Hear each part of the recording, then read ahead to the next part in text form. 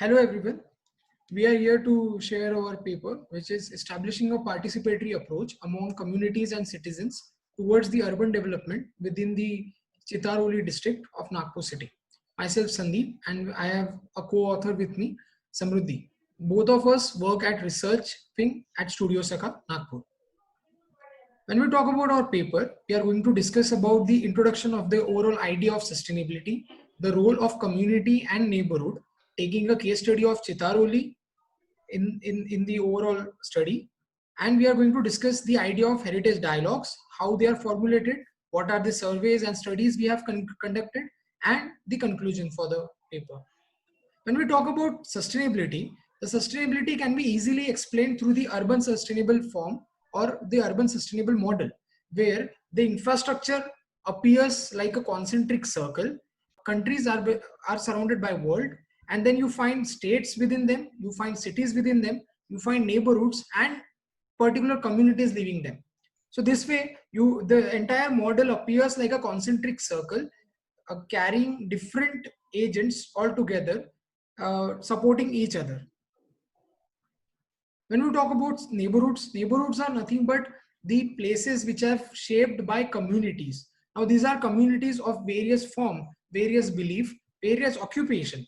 All these neighborhoods appears individual, unique, and very interesting because of the particular community living inside them. One of the earliest definitions of environmental impact or sustainability impact, which means the damage caused to the environment by human population, was given by Eldridge and Woodin in the year 1970. It defines the environmental impact as a product of the population, affluence, and technology being experienced in a particular time by the population. However, the drawbacks of the IPAD theory have been given as follows. It is often said that it's too simplistic for complex problems like sustainability because it ignores different interdependencies between the variables, and it also ignores different environmental factors such as the politics or the cultural aspects of a region. Moreover, we as a society have made many conservation efforts in respect to sustainability in the environment, which it also does not take into account. The author would like to primarily highlight the fact that the factors of affluence and technology are invariably linked to the degree of interconnectedness within the population. As discussed earlier, the neighborhood or the community lifestyle has a huge impact on sustainability, which we would like to explore through our case study. The entire idea of the paper is to study the case study of Nagpur and the neighborhood of Chitaroli. Chitaroli is a neighborhood which lie in the central eastern part of Nagpur, where you find the artists, the sculptures, which are known as chitris in the local language, and they are, because they are living inside the lane in the of the neighborhood, the which is titled as Ode in the Marathi language. That is, you find out the map where you have the red dot which says the pace of Chitaroli as a neighborhood in the city of Nagpur, and the map of the neighborhood. We will discuss this in the coming slides. The coming slides will also discuss about the character of Chitaroli, which you can see through these images. Now, this is Chitaroli is more about its community, more about the people who are living inside the Chitaroli.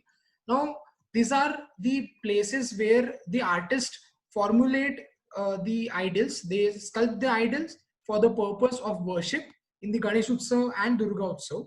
You also find the very interesting character to this street in the festival season, where you find idols everywhere and everywhere in the street. When you talk about the street of Chitaroli, it lies in the Y-shaped axis and connects the Barkas Chowk to the Central Avenue and Gandhi Putla Chowk. Now these both of them are very busy streets of Mahal Nagpur, which is the old heritage core of Nagpur city. So when you talk about the street, this is just not a common street, but the street has got a spillover of the art and artist. So you have a street which has been interacted by art and artist, and you find the axis. The street is basically reduced in its form. The effectivity of the street is reduced, and you find a very interesting organization of the activity which is taking place on the street.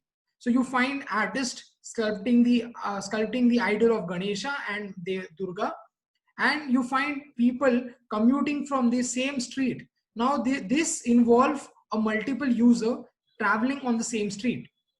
When you talk about the houses of Chitaroli, they have a very unique character in itself. You find a ground floor or the ground level where you find the workshop, the studio of the artist, accommodating raw material, the storage, and even small little shop for which allows the selling of this product. On the first floor, you will find the residential areas of artist and its family. There are few interesting architectural features which are associated with the houses. The material is wood, mud, and stones. Also, in the modern time, you'll find some or other alteration of concrete. You'll find a cutout which allows light and ventilation to travel within the house. You'll find pitch roof with an extended eaves, giving its giving its necessary protection to the against the rain and the sunlight. So these houses are very interesting and they form a peculiar character of the architecture which lies in the neighborhood core of Chitaroli, Nagpur. One of the major issues faced by the residents of Chitaroli is the lack of space. And one of the reasons for this is the infrastructure development around the region. So the city plan of Nagpur has changed drastically since Chitaroli came into being. Primarily, the development of the railway line, which runs in a north-south direction, has divided the city into two halves, the old and the new. So, any developments, and particularly the residential developments which occur in the newer region of Nagpur, have no cognizance and have no awareness about regions like Chitaroli within Nagpur itself. This connectivity gap has actually led to a very detrimental lifestyle within the occupants of Chitaroli, because their whole profession was based on a model of interactions between intermediate producers, final producers, and consumers, and these relations were in turn based on the supply and the demand.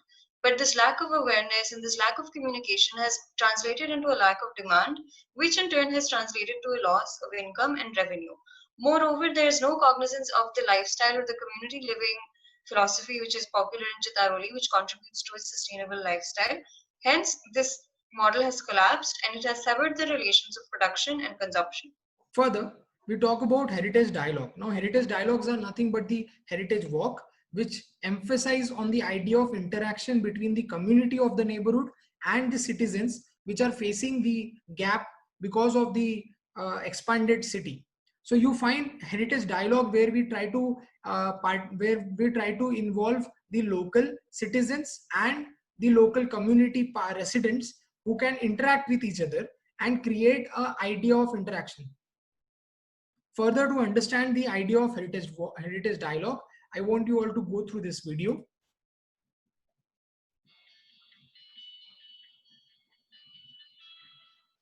The idea is to get into the idea of keywords of people, place, and past. So with past, you connect the place and the interaction of people take place on the same place.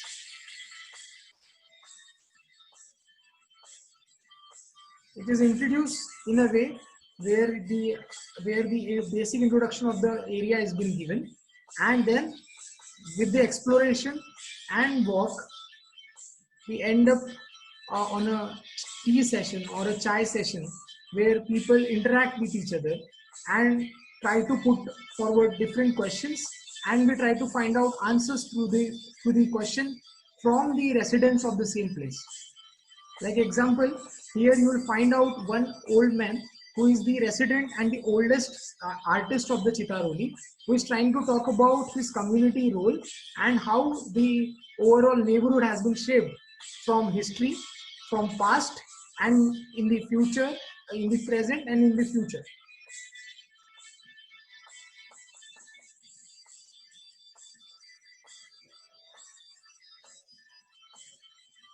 This involves a lot of participation among citizens and the community, trying to fill that gap.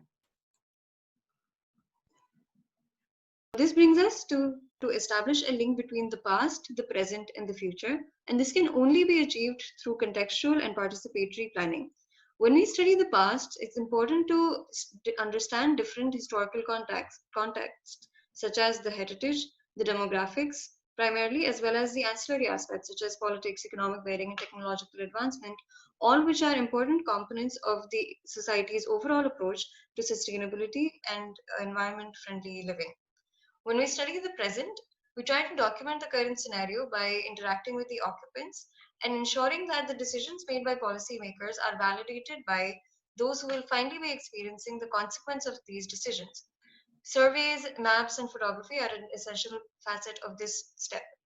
Further, when we speak of the future, we try to identify the issues and try to propose different changes among the society which can alleviate some of the struggles being faced by the occupants. The knowledge acquired in our understanding applies not only to that particular locality but also follows through in all of our further undertakings.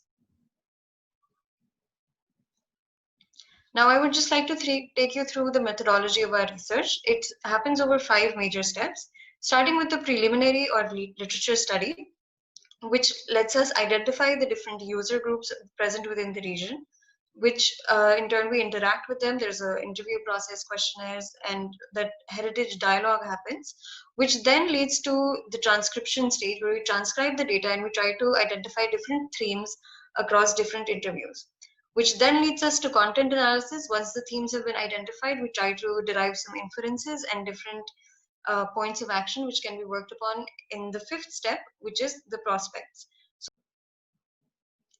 In our preliminary study, we tried to collect as much literature as we could on the particular locality, and using those, we could identify the regions which needed to be documented, which have been demarcated in the map. Now, using our qualitative research approach, we try to understand the experiences which are extremely instrumental in the sustainable heritage context because they provide new knowledge in very complex areas which cannot otherwise be tackled by strictly quantitative methods. The participant sample was also determined by this preliminary research, and it was identified as being predominantly male within the ages of 20 and 35 and practicing artisans based in Chitaroli for a minimum of 2 generations, which is one of the first questions we actually ended up asking the people on site, was about how long they had been based in Chitaroli. Within this whole sample, we were able to identify 2 groups further, the primary and the ancillary user groups. The primary user groups were those which were based in Chitaroli for the longest duration of the day or were permanent residents, whereas the ancillary user groups were visiting or temporary. Now, upon interaction with these different user groups, we were able to transcribe the data, an excerpt of which is in this presentation. So just to give you a theme of what has been discussed, in respect to planning, there's a lot of issues being faced by the different people and the different users we interviewed because the family size has changed drastically. Initially, families used to be large and hence the residences used to be the same. But with more and more children being born in different families of Chitaroli, the houses kept getting divided, which is why the current planning and the current scenario is extremely congested and it's mostly linear, which again is not ideal for a sustainability scenario. Another issue being faced by the citizens very prominently is the loss of respect to the traditional form of art. Many residents have now taken up more lucrative business opportunities such as professional degrees or qualifications and have given up the art form because it was not generating as much revenue. This brings us to the content analysis phase of our research, in which we could identify the following inferences. So Chitaroli contains multiple instances of compromised sustainability as a result of the connectivity gap, which has been identified in the earlier stages of the research. Some examples of this include disrupted traffic patterns as well as the lack of space identified by different occupants. This situation has been further compounded by profiteering investors, vendors, or residents who have overexploited the existing situation. The community lifestyle has the strength and willingness to retain the occupation as well as the marketability of the product while still living in a sustainable lifestyle. However, their efforts are impeded by this consumerist approach, which is driven exclusively by a profit motive.